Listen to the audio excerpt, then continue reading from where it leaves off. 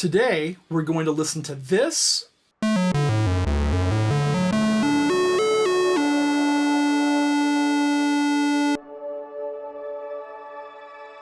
and this.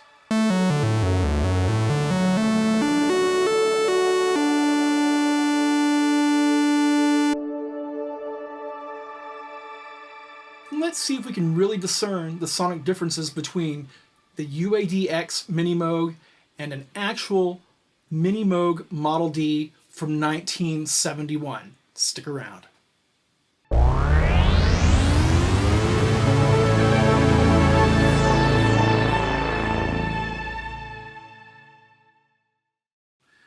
Hello Internet, Chris Cline here with Alma Music Center in San Antonio, Texas. And today we are going to compare the sounds of a Minimoog in the box from UAD or Universal Audio, the UADx native plugin, as well as an actual Minimoog from 1971. It's number 37. It's my own personal unit. And let's just see if we can discern the differences between the two. Now, before we move on, I would like to ask that you please subscribe to our channel if you haven't done so already.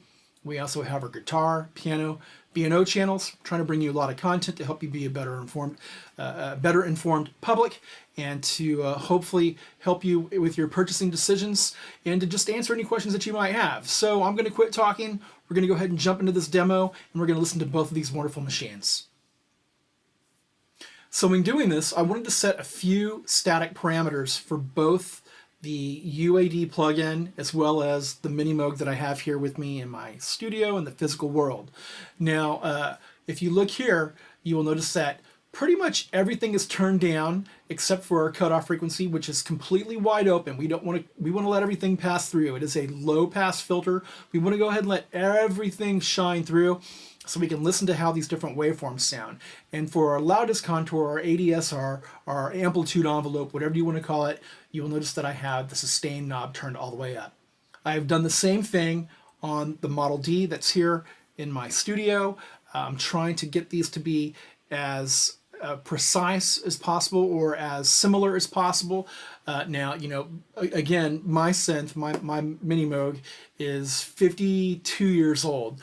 So it's definitely going to sound different, but we just want to see if, you know, if like we're in the ballpark. The first video that I did with the UADx Minimoog, I was singing its praises. I love it. I still do. It's super functional. You can do so much with it as far as automating everything, saving your parameters, instantiating the plugin many times in your session. I can't do that in the real world with my Minimoog. I have to tweak everything in real time, which that's a lot of the charm for me, honestly, because I know that when I'm turning knobs, I'm actually messing with the electricity. There's something super sexy about that. But if I want to have more, I have to, you know, of course, double track, multi-track, or if I want to have 2 or 3 sounds at one time, then I need to have more than one Minimoog, and now we're talking about $10,000 to $15,000 for 3 units. So of course, you know, what is happening here in the box definitely sates my appetite, but I do love my original unit. Let's go ahead and listen to both of them. I'm going to start with my Model D.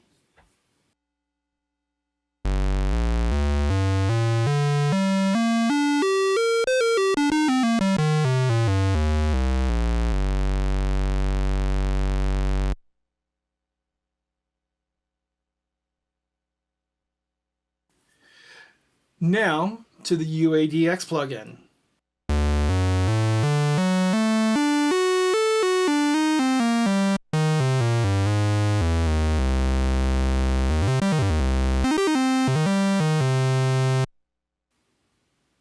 You know, I'm using the square wave or the pulse wave for both instruments. Once again, cutoff frequency is wide open. We're not touching the emphasis or the resonance, whatever you want to call it.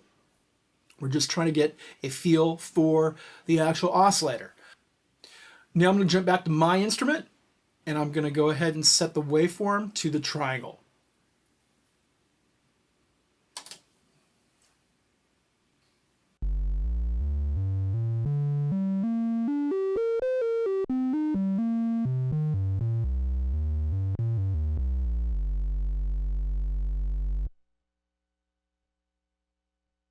Now to the UADx.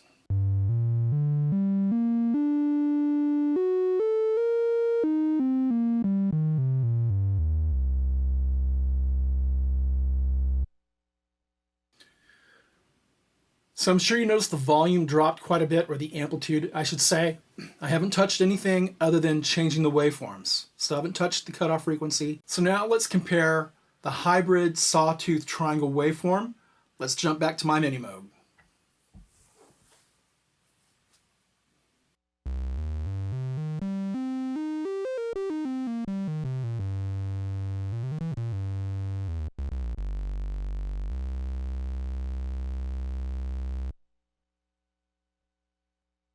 And now the UADx plugin.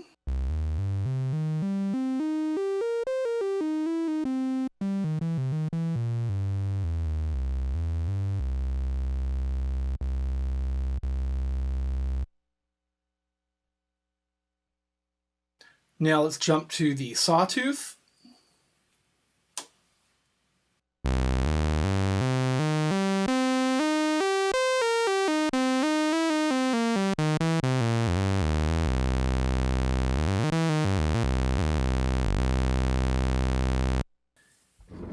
And back over to the UADx.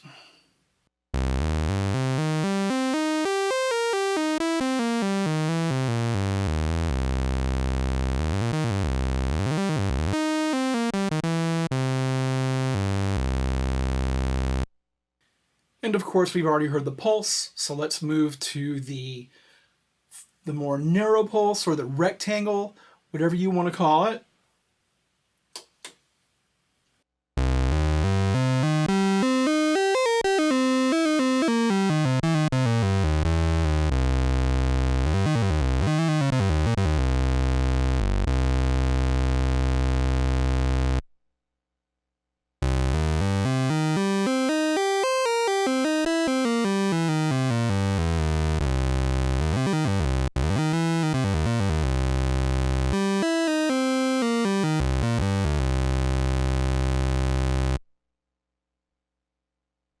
And last but certainly not least, we're going to go to the more narrow pulse, or the more narrow rectangle.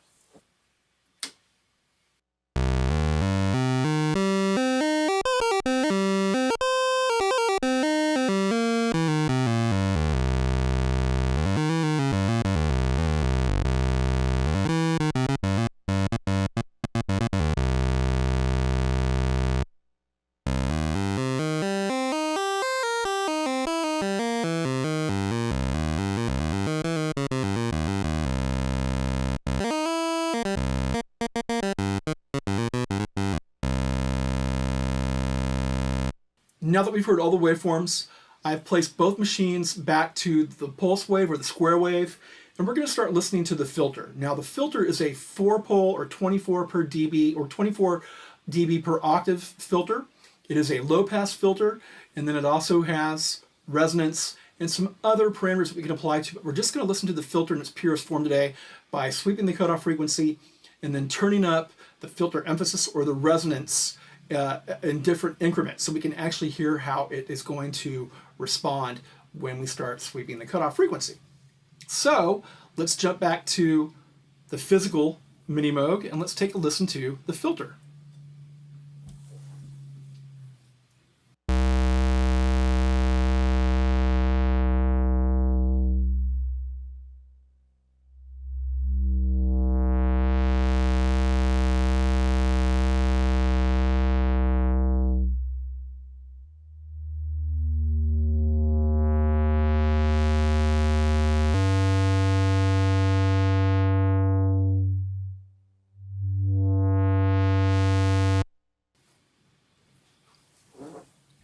Now that, of course, was with no resonance. Let's do the same thing over here with our UAD plugin.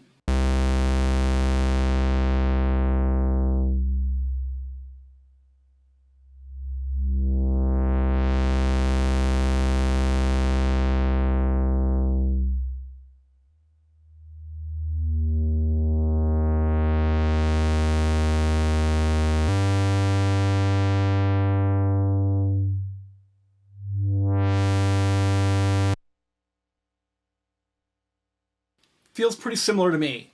Now I'm going to jump back over to the physical unit. I'm going to bring the emphasis up to 50%.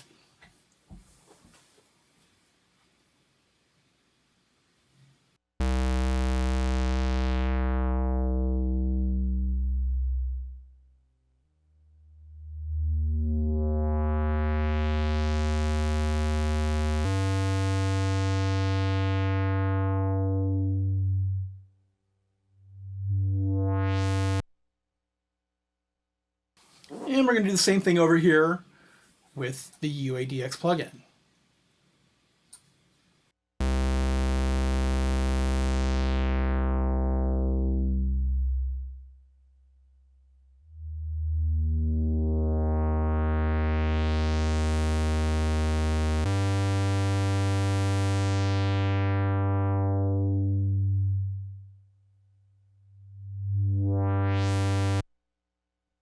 Now we're going to pump the filter emphasis or the resonance all the way up to 10, 100%. Let's start with the physical unit.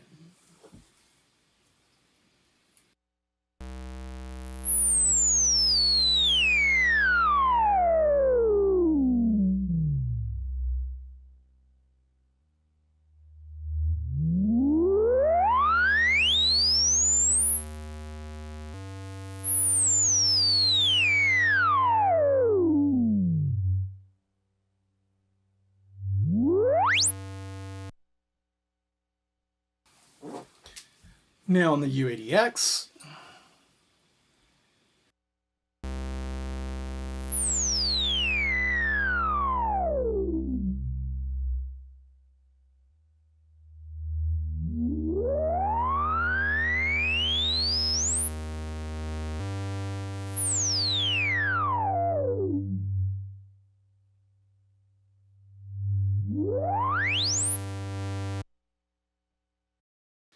now they both feel pretty darn good to me. I do prefer the physical unit that I have a little bit more. There's something just a little more honest and fragile about it.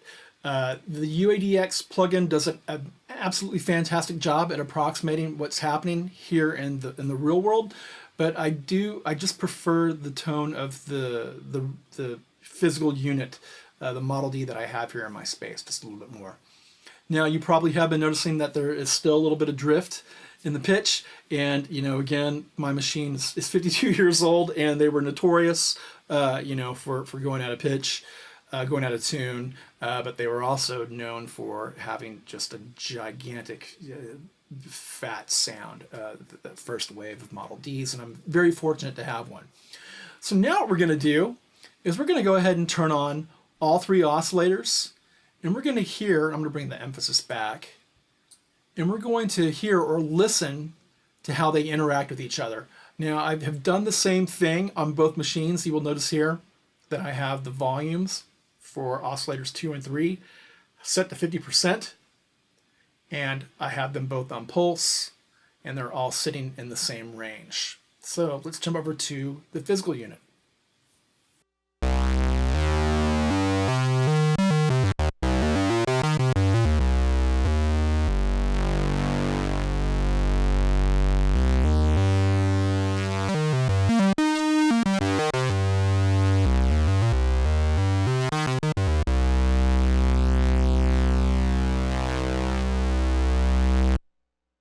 So let's flip the switch on the UADx and let's listen to what happens.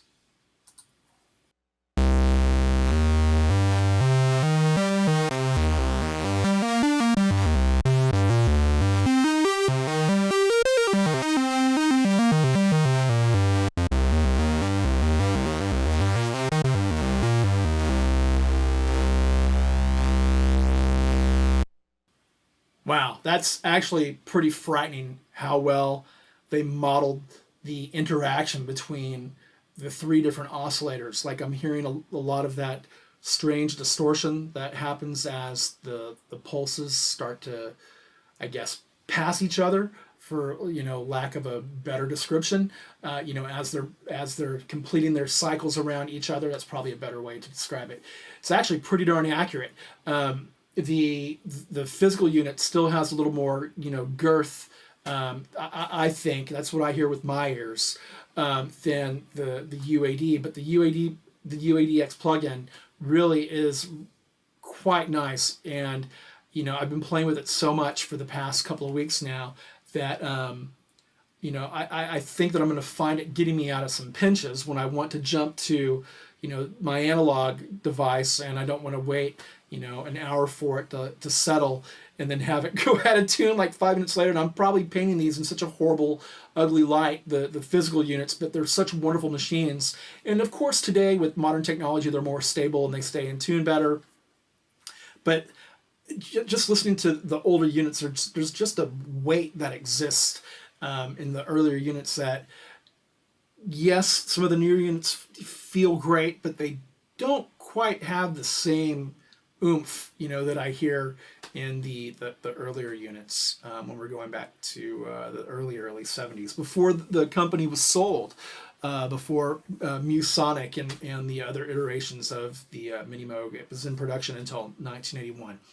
And there you have it. We have listened to both the Minimoog in the physical universe, out here in the where I can touch things in tangible physical world, as well as Universal Audio's UADx Minimoog. Once again, it was designed in partnership with the folks at Moog. They did a fantastic job. It feels great.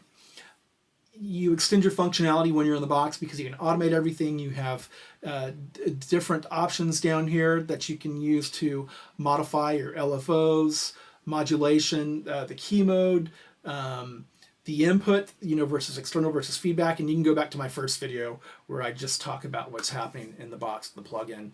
But out here in the real world, my Model D, my Minimoog, to me, it just feels richer and more exciting.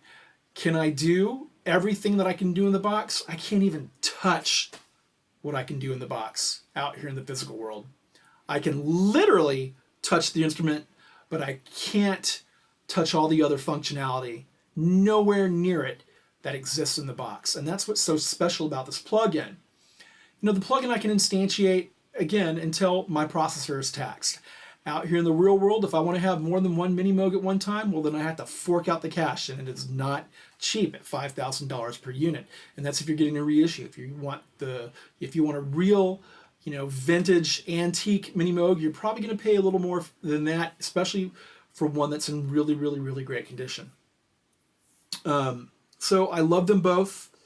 I know I'm going to be leaning on the UADx plugin a little more heavily than what I'm doing out here in the physical world. I think it just depends. Like if I'm just trying to, riff and have some fun, then I'm going to be out of the box probably every single time.